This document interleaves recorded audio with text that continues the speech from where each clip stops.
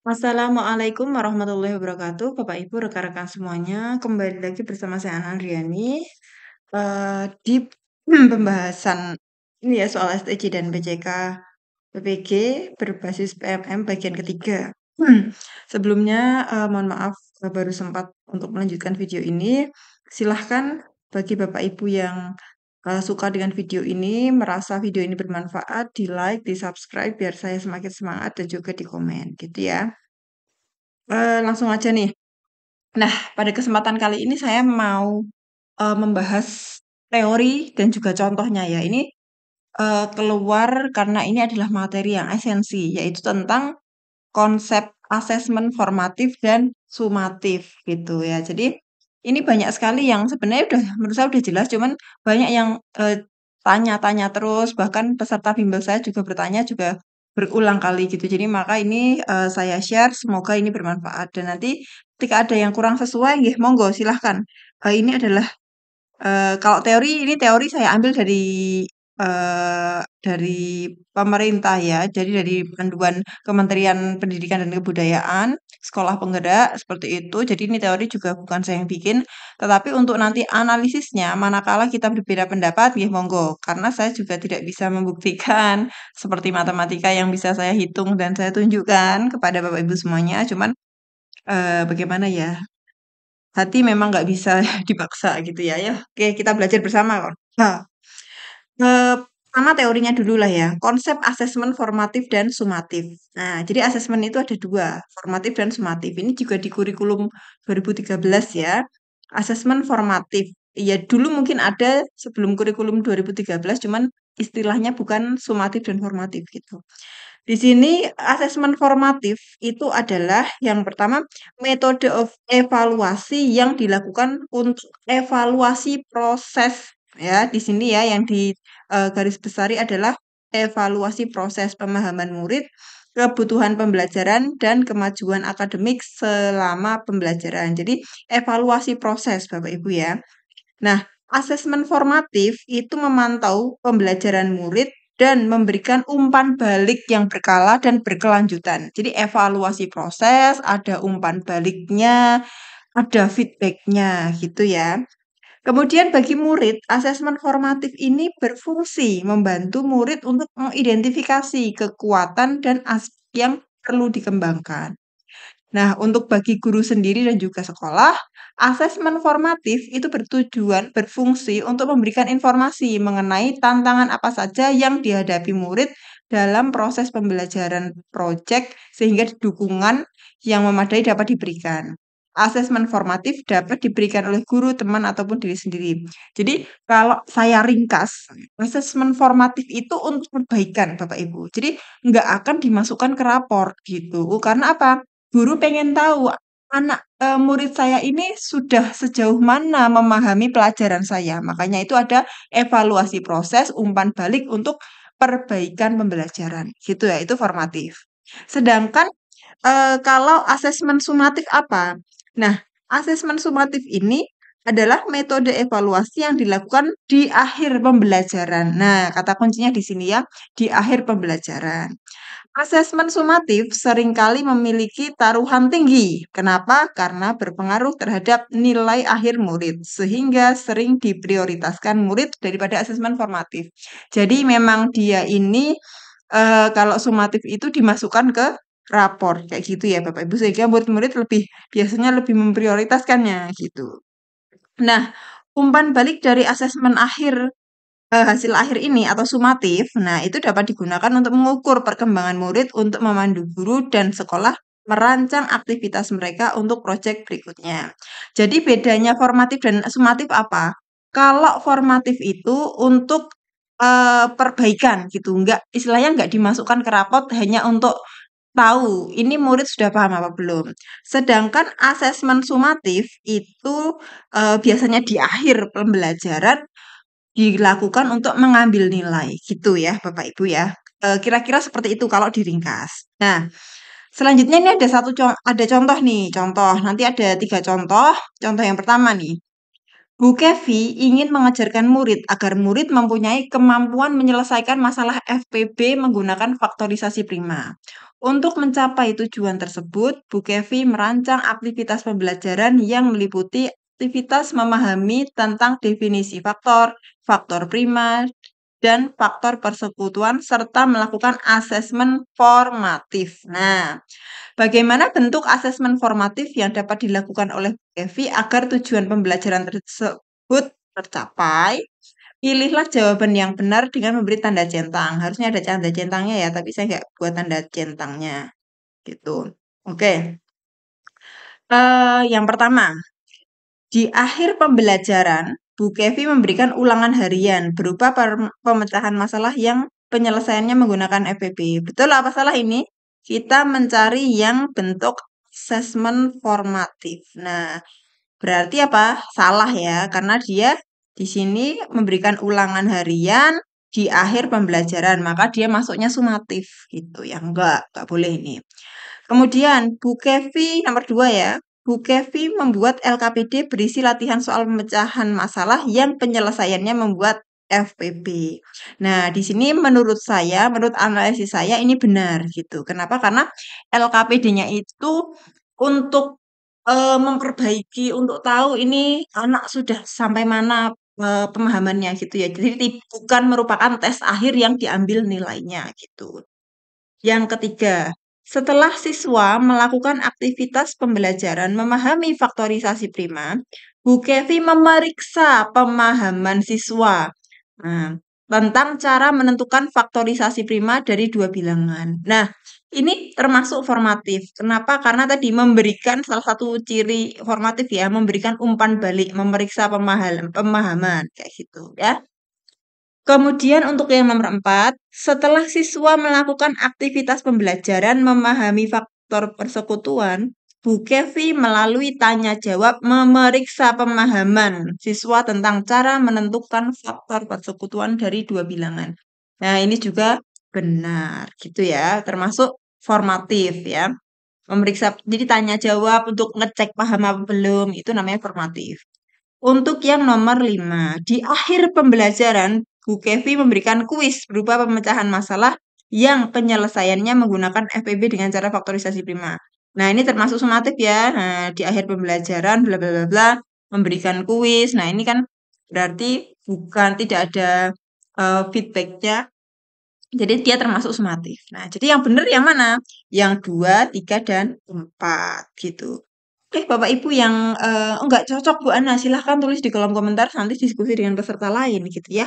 Bapak Ibu, sekali lagi ini adalah hasil analisis dari kami. Tentunya kami juga sudah berusaha maksimal. Ini adalah jawaban versi kami kayak gitu ya Bapak Ibu. Monggo silahkan.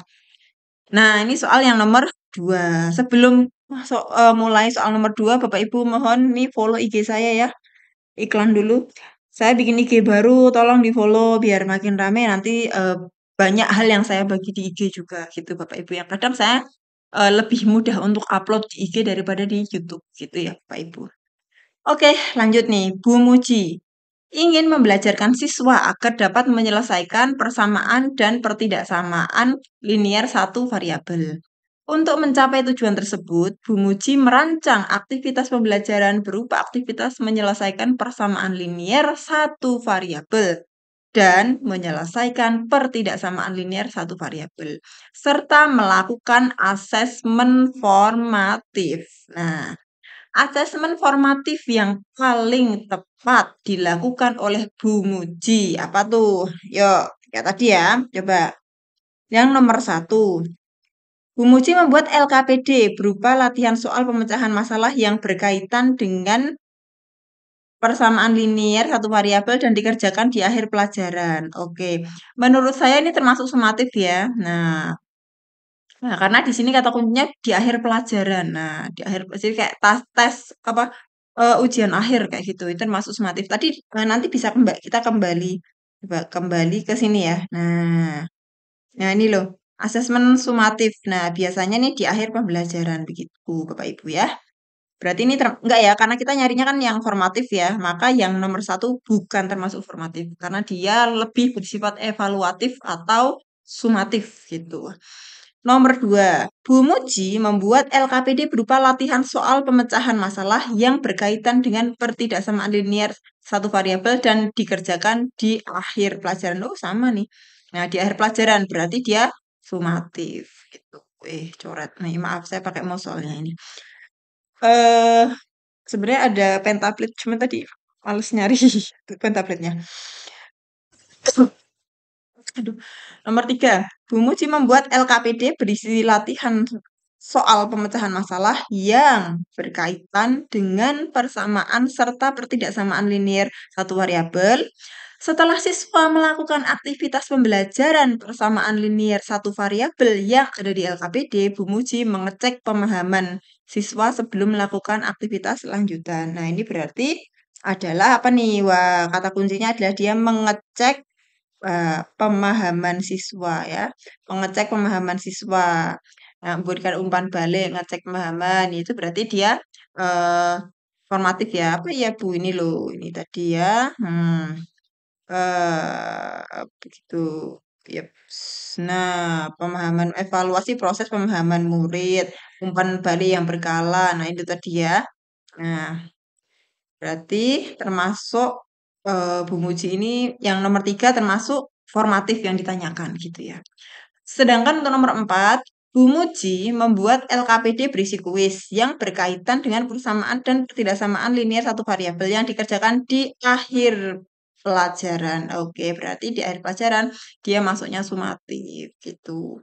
Oh iya Bu, ini loh, ini berdasarkan analisis kami, berdasar teori ini ya, berdasarkan teori di modul sekolah penggerak itu seperti ini. Gitu.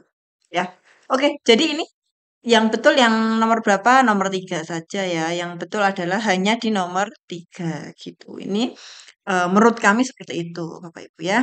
Oke. Oh ya, sebelum mulai nih ya, sebelum lanjut, ada satu soal lagi. Saya mau memberitahu sebentar. Bapak Ibu yang termasuk piloting 2, piloting 2 yang belum ikut bimbel saya, terus japri-japri ditanya mau ikut bimbel, itu mohon maaf sudah tidak bisa gitu. Tetapi kami menyediakan modul 3 tryout dan juga pembahasan tryout PMM dalam satu link file gitu ya, tetapi berbayar, mohon maaf. Itu silahkan bagi yang berminat, silahkan japri saya di Telegram. Ada di apa namanya di grup kuis. Nanti linknya saya taruh di kolom deskripsi. Di grup itu memang nggak bisa ngechat ya, hanya saya yang bisa share pengumuman. Dan nanti japri saya sesuai dengan format yang ditentukan. Nah, silahkan klik dulu lah link Telegram saya, gitu ya.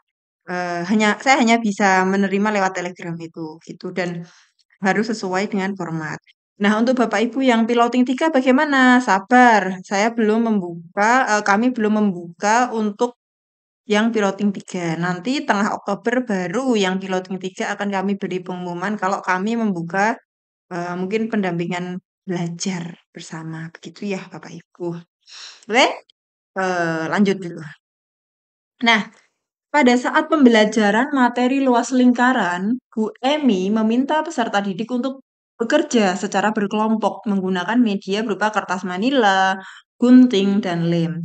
Sebagai panduan tugas, Bu Emi membagikan LKPD untuk dikerjakan oleh masing-masing kelompok yang berisi arahan untuk menemukan sendiri tentang cara menghitung luas lingkaran. Oke.